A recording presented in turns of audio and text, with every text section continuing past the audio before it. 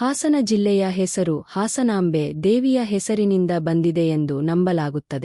ಪುರಾಣ ಮತ್ತು ಸ್ಥಳೀಯ ನಂಬಿಕೆಗಳ ಪ್ರಕಾರ ಈ ಪ್ರದೇಶವು ಬಹಳ ಪ್ರಾಚೀನ ಕಾಲದಿಂದಲೇ ಧಾರ್ಮಿಕ ಮಹತ್ವವನ್ನು ಹೊಂದಿದ್ದ ಪವಿತ್ರ ಭೂಮಿಯಾಗಿತ್ತು. ಹಾಸನಾಂಬೆ ದೇವಿ ಇಲ್ಲಿ ನೆಲೆಸಿದ್ದಾಳೆ ಎಂದು ಭಕ್ತರು ನಂಬಿದ್ದು, ಆ ದೇವಿಯ ಆರಾಧನೆಯಿಂದಲೇ ಈ ಪ್ರದೇಶಕ್ಕೆ ಹಾಸನ ಎಂಬ ಹೆಸರು ಬಂದಿತು ಎಂದು ಹೇಳಲಾಗುತ್ತದೆ. ಕಾಲಕ್ರಮೇಣ ಹಾಸನಾಂಬೆ ಎಂಬ ದೇವಿಯ ಹೆಸರು ಸಂಕ್ಷಿಪ್ತವಾಗಿ ಹಾಸನ ಎಂಬ ರೂಪಕ್ಕೆ ಪರಿವರ್ತಿತವಾಗಿದೆ ಎಂದು ಇತಿಹಾಸಕಾರರು ಮತ್ತು ಸ್ಥಳೀಯರು ಅಭಿಪ್ರಾಯಪಡುತ್ತಾರೆ. ಹಾಸನಾಂಬೆ ದೇವಾಲಯವು ಜಿಲ್ಲೆಯ ಹೃದಯ ಭಾಗದಲ್ಲಿ ಸ್ಥಿತವಾಗಿದ್ದು, ಇದು ಹಾಸನದ ಅತ್ಯಂತ ಪ್ರಮುಖ ಧಾರ್ಮಿಕ ಕೇಂದ್ರವಾಗಿದೆ. ಈ ದೇವಾಲಯವು ಶಕ್ತಿದೇವಿ ಆರಾಧನೆಯ ಪ್ರಮುಖ ಸ್ಥಳಗಳಲ್ಲಿ ಒಂದಾಗಿ ಪರಿಗಣಿಸಲ್ಪಟ್ಟಿದೆ. ವಿಶೇಷವಾಗಿ ವರ್ಷಕ್ಕೆ ಒಂದು ಬಾರಿ ಮಾತ್ರ ಈ ದೇವಾಲಯದ ಬಾಗಿಲು ತೆರೆಯಲಾಗುತ್ತದೆ ಎಂಬುದು ಇದರ ವಿಶೇಷತೆ. ಈ ಸಮಯದಲ್ಲಿ ಸಾವಿರಾರು ಭಕ್ತರು ದೇವಿಯ ದರ್ಶನಕ್ಕಾಗಿ ಇಲ್ಲಿಗೆ ಆಗಮಿಸುತ್ತಾರೆ. ಉಳಿದ ದಿನಗಳಲ್ಲಿ ದೇವಾಲಯದ ಬಾಗಿಲು ಮುಚ್ಚಿರುವುದರಿಂದ ಈ ಸ್ಥಳವು ಇನ್ನಷ್ಟು ರಹಸ್ಯಮಯ ಮತ್ತು ಪವಿತ್ರತೆಯ ಭಾವವನ್ನು ಹೊಂದಿದೆ. ಹಾಸನಾಂಬೆ ದೇವಿಯು ಜನರಿಗೆ ಶಕ್ತಿ, ರಕ್ಷಣೆ ಮತ್ತು ಸುಖಸಮೃದ್ಧಿಯನ್ನು ನೀಡುವ ದೇವತೆಯೆಂದು ನಂಬಿಕೆಯಿದೆ.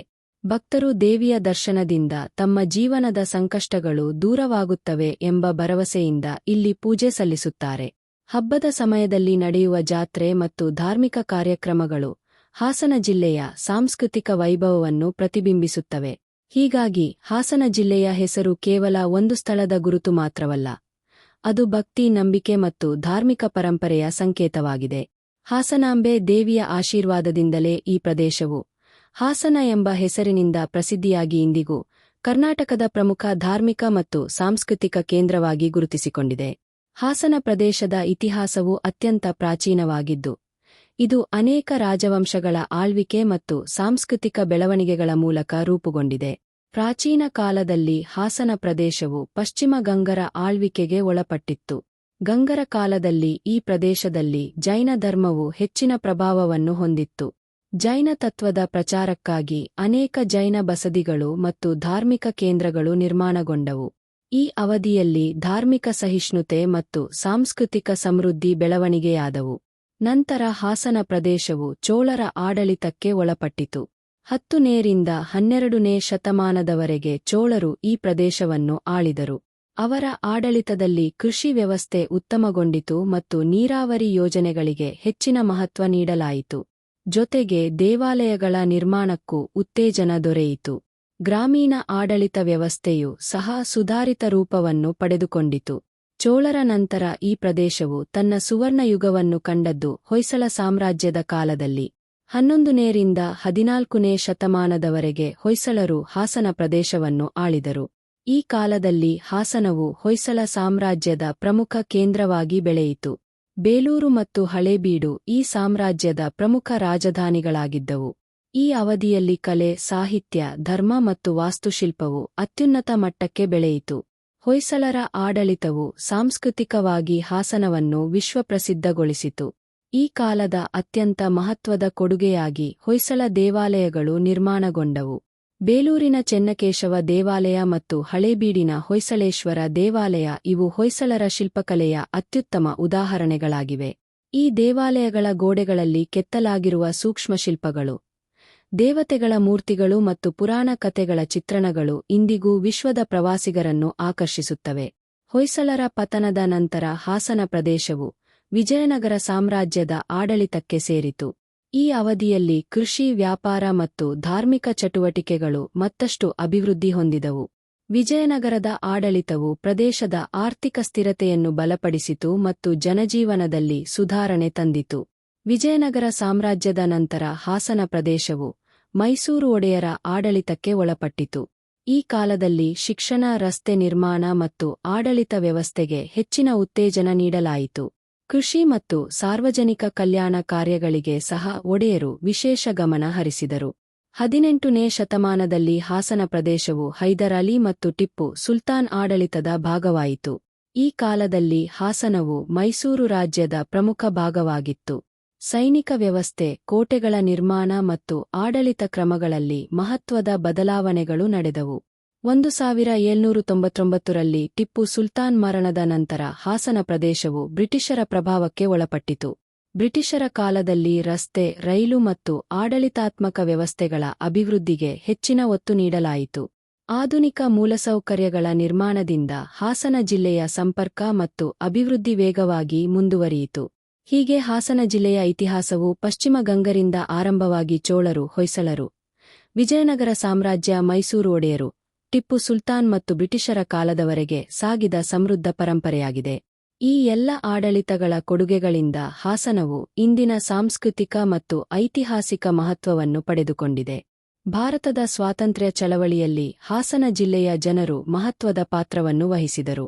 ಮಹಾತ್ಮ ಗಾಂಧೀಜಿಯವರ ನೇತೃತ್ವದಲ್ಲಿ ನಡೆದ ರಾಷ್ಟ್ರೀಯ ಹೋರಾಟಗಳು ದೇಶದಾದ್ಯಂತ ಹರಡಿದಂತೆ ಹಾಸನ ಜಿಲ್ಲೆಯಲ್ಲಿಯೂ ಜನರಲ್ಲಿ ಸ್ವಾತಂತ್ರ್ಯ ಜಾಗೃತಿ ಹೆಚ್ಚಾಯಿತು.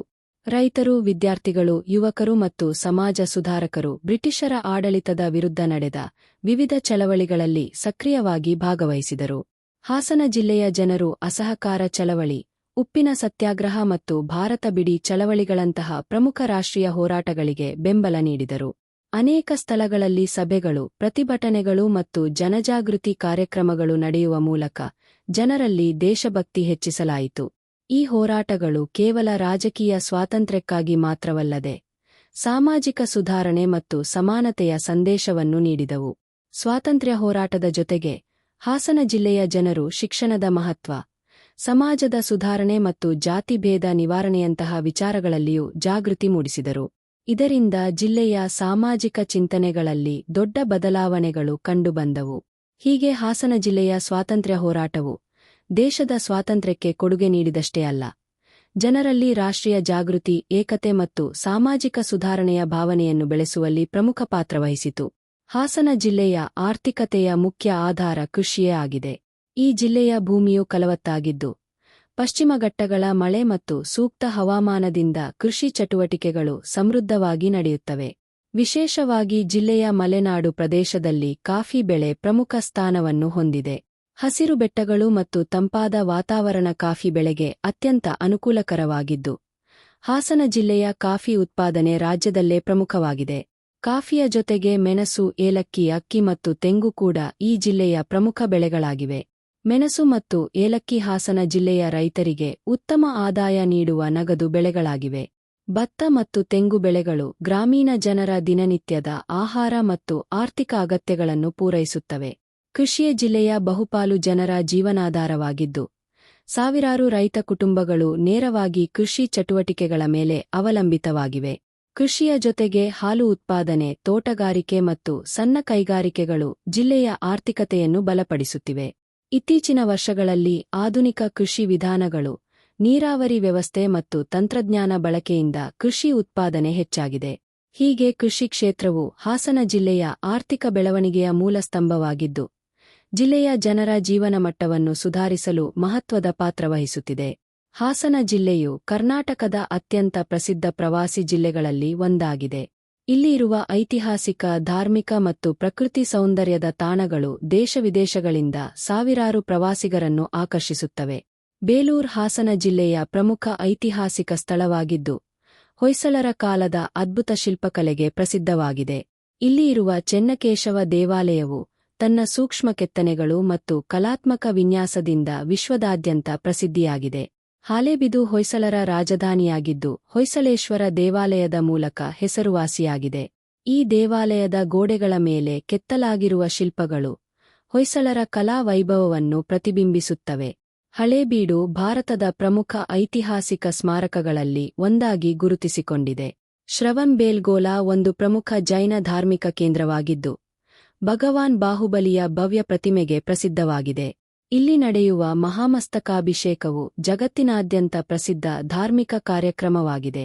ಸಕಲೇಶಪುರ ಪಶ್ಚಿಮ ಘಟ್ಟಗಳ ಹಸಿರು ಬೆಟ್ಟಗಳು, ಕಾಫಿ ತೋಟಗಳು ಮತ್ತು ತಂಪಾದ ಹವಾಮಾನದಿಂದ ಪ್ರಸಿದ್ಧವಾದ ಒಂದು ಸುಂದರ ಹಿಲ್ ಸ್ಟೇಷನ್ ಆಗಿದೆ. ಪ್ರಕೃತಿ ಪ್ರಿಯರಿಗೆ ಇದು ಅತ್ಯಂತ ಆಕರ್ಷಕ ತಾಣವಾಗಿದೆ. ಮಂಜರಾಬಾದ್ ಫೋರ್ಟ್ ಟಿಪ್ಪು ಸುಲ್ತಾನ್ ನಿರ್ಮಿಸಿದ ನಕ್ಷತ್ರಾಕಾರದ ಕೋಟೆಯಾಗಿದ್ದು, ಇತಿಹಾಸ ಮತ್ತು ವಾಸ್ತುಶಿಲ್ಪದ ವಿಶಿಷ್ಟ ಉದಾಹರಣೆಯಾಗಿದೆ. ಇದು ಸಮುದ್ರ ಮಟ್ಟದಿಂದ ಎತ್ತರದಲ್ಲಿದ್ದು, ಸುತ್ತಮುತ್ತಲಿನ ಬೆಟ್ಟಗಳ ಸುಂದರ ದೃಶ್ಯವನ್ನು ನೀಡುತ್ತದೆ. ಬಿಸ್ಲೆ ಘಾಟ ಪಶ್ಚಿಮ ಘಟ್ಟಗಳಲ್ಲಿರುವ ಒಂದು ಸುಂದರ ಪರ್ವತ ಮಾರ್ಗವಾಗಿದ್ದು, ದಟ್ಟ ಕಾಡುಗಳು ಮತ್ತು ಪ್ರಕೃತಿ ದೃಶ್ಯಗಳಿಗೆ ಪ್ರಸಿದ್ಧವಾಗಿದೆ. ಇಲ್ಲಿಂದ ಕಾಣುವ ಹಸಿರು ಕಣಿವೆಗಳು ಮತ್ತು ಪರ್ವತ ದೃಶ್ಯಗಳು ಪ್ರವಾಸಿಗರನ್ನು ಮಂತ್ರಮುಗ್ಧಗೊಳಿಸುತ್ತವೆ. ಹೀಗೆ ಹಾಸನ ಜಿಲ್ಲೆಯ ಈ ಪ್ರಮುಖ ಪ್ರವಾಸಿ ತಾಣಗಳು ಇತಿಹಾಸ, ಧರ್ಮ ಮತ್ತು ಪ್ರಕೃತಿ ಸೌಂದರ್ಯದ ಅದ್ಭುತ ಸಂಗಮವಾಗಿದ್ದು, ಕರ್ನಾಟಕದ ಪ್ರವಾಸೋದ್ಯಮದಲ್ಲಿ ಹಾಸನ ಜಿಲ್ಲೆಗೆ ವಿಶಿಷ್ಟ ಸ್ಥಾನವನ್ನು ನೀಡಿವೆ. ಹಾಸನ ಜಿಲ್ಲೆಯು ಕರ್ನಾಟಕದ ಅತ್ಯಂತ ಪ್ರಮುಖ ಮತ್ತು ವಿಶಿಷ್ಟ ಜಿಲ್ಲೆಗಳಲ್ಲಿ ಒಂದಾಗಿದೆ. ಇದು ಹೊಯ್ಸಳರ ವಾಸ್ತುಶಿಲ್ಪದ ತವರೂರಾಗಿ ವಿಶ್ವಪ್ರಸಿದ್ಧವಾಗಿದೆ. ಬೇಲೂರು ಮತ್ತು ಹಳೇಬೀಡುಗಳಲ್ಲಿ ಕಾಣಸಿಗುವ ಅದ್ಭುತ ಶಿಲ್ಪಕಲೆಗಳು ಹಾಸನ ಜಿಲ್ಲೆಯ ಐತಿಹಾಸಿಕ ಮಹತ್ವವನ್ನು ಜಗತ್ತಿಗೆ ಪರಿಚಯಿಸುತ್ತವೆ. ಈ ಜಿಲ್ಲೆ ಐತಿಹಾಸಿಕ, ಧಾರ್ಮಿಕ ಮತ್ತು ಸಾಂಸ್ಕೃತಿಕ ಪರಂಪರೆಯ ಕೇಂದ್ರವಾಗಿದ್ದು, ಅನೇಕ ದೇವಾಲಯಗಳು, ಜೈನ ಕೇಂದ್ರಗಳು ಮತ್ತು ಪುರಾತನ ಸ್ಮಾರಕಗಳನ್ನು ಒಳಗೊಂಡಿದೆ. ಹಾಸನಾಂಬೆ ದೇವಾಲಯ, ಶ್ರವಣಬೆಳಗೊಳ ಮತ್ತು ಇತರ ಧಾರ್ಮಿಕ ಸ್ಥಳಗಳು ಜಿಲ್ಲೆಯ ಧಾರ್ಮಿಕ ಮಹತ್ವವನ್ನು ಹೆಚ್ಚಿಸುತ್ತವೆ. ಹಾಸನವು ಕರ್ನಾಟಕದ ಪ್ರಮುಖ ಪ್ರವಾಸಿ ಜಿಲ್ಲೆಗಳಲ್ಲಿ ಒಂದಾಗಿದ್ದು, ದೇಶ-ವಿದೇಶಗಳಿಂದ ಸಾವಿರಾರು ಪ್ರವಾಸಿಗರನ್ನು ಆಕರ್ಷಿಸುತ್ತದೆ. ಹೊಯ್ಸಳ ದೇವಾಲಯಗಳು, ಪರ್ವತ ಪ್ರದೇಶಗಳು, ಕೋಟೆಗಳು ಮತ್ತು ಪ್ರಕೃತಿ ಸೌಂದರ್ಯವು ಪ್ರವಾಸೋದ್ಯಮಕ್ಕೆ ದೊಡ್ಡ ಉತ್ತೇಜನ ನೀಡಿವೆ. ಇದಲ್ಲದೆ ಹಾಸನ ಜಿಲ್ಲೆ ಕೃಷಿ ಮತ್ತು ಪ್ರಕೃತಿ ಸೌಂದರ್ಯಕ್ಕೂ ಹೆಸರುವಾಸಿಯಾಗಿದೆ. ಕಾಫಿ, ಮೆಣಸು, ಏಲಕ್ಕಿ ಮತ್ತು ಭತ್ತದ ಉತ್ಪಾದನೆಯ ಮೂಲಕ ಕೃಷಿ ಕ್ಷೇತ್ರದಲ್ಲಿ ಮಹತ್ವದ ಸ್ಥಾನವನ್ನು ಹೊಂದಿದೆ. ಪಶ್ಚಿಮ ಘಟ್ಟಗಳ ಹಸಿರು ಬೆಟ್ಟಗಳು ಮತ್ತು ತಂಪಾದ ಹವಾಮಾನವು ಜಿಲ್ಲೆಯ ಸೌಂದರ್ಯವನ್ನು ಇನ್ನಷ್ಟು ಹೆಚ್ಚಿಸುತ್ತವೆ. ಹೀಗೆ ಹಾಸನ ಜಿಲ್ಲೆಯು ಇತಿಹಾಸ, ಸಂಸ್ಕೃತಿ, ಧರ್ಮ, ಪ್ರವಾಸೋದ್ಯಮ ಮತ್ತು ಕೃಷಿಯ ಅಪೂರ್ವ ಸಂಗಮವಾಗಿದ್ದು, ಕರ್ನಾಟಕದ ಹೆಮ್ಮೆಯ ಜಿಲ್ಲೆಗಳಲ್ಲಿ ಒಂದಾಗಿ ಗುರುತಿಸಿಕೊಂಡಿದೆ.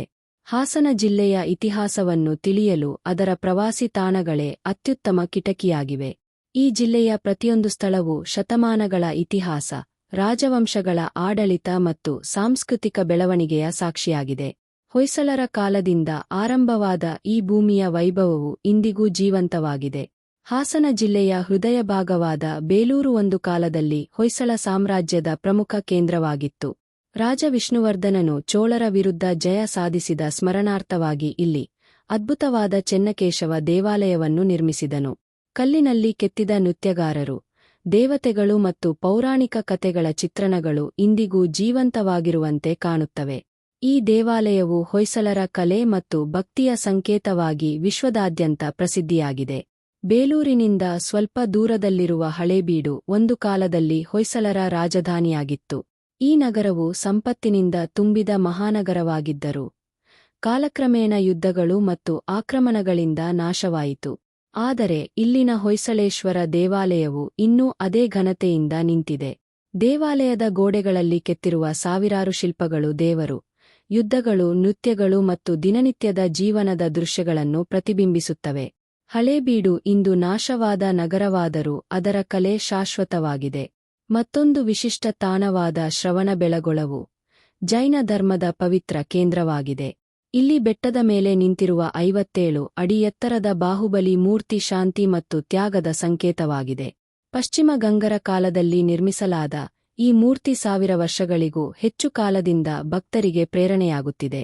ಪ್ರತಿ 12 ವರ್ಷಕ್ಕೊಮ್ಮೆ ನಡೆಯುವ ಮಹಾಮಸ್ತಕಾಭಿಷೇಕ ಈ ಸ್ಥಳದ ವೈಭವವನ್ನು ಇನ್ನಷ್ಟು ಹೆಚ್ಚಿಸುತ್ತದೆ. ಹಾಸನ ಜಿಲ್ಲೆಯ ಹಸಿರು ಬೆಟ್ಟಗಳಲ್ಲಿ ನೆಲೆಸಿರುವ ಸಕಲೇಶಪುರವು ಇತ್ತೀಚಿನ ಇತಿಹಾಸದಲ್ಲಿ ಬೆಳೆಯಿತು. ಬ್ರಿಟಿಷರ ಕಾಲದಲ್ಲಿ ಇಲ್ಲಿ ಕಾಫಿ ತೋಟಗಳು ಆರಂಭವಾದವು. ಹಸಿರು ಕಾಫಿ ಗಿಡಗಳು, ಮಳೆಗಾಲದ ಮೋಡಗಳು ಮತ್ತು ತಂಪಾದ ಹವಾಮಾನವು ಈ ಪ್ರದೇಶವನ್ನು ಹಿಲ್ ಸ್ಟೇಷನ್ ಆಗಿ ರೂಪಿಸಿತು. ಇಂದಿಗೂ ಇದು ಪ್ರಕೃತಿ ಪ್ರಿಯರ ನೆಚ್ಚಿನ ತಾಣವಾಗಿದೆ. ಟಿಪ್ಪು ಸುಲ್ತಾನನ ಕಾಲದಲ್ಲಿ ನಿರ್ಮಿಸಲಾದ ಮಂಜರಾಬಾದ್ ಕೋಟೆ ಹಾಸನದ ಇನ್ನೊಂದು ಐತಿಹಾಸಿಕ ಕಿರೀಟವಾಗಿದೆ.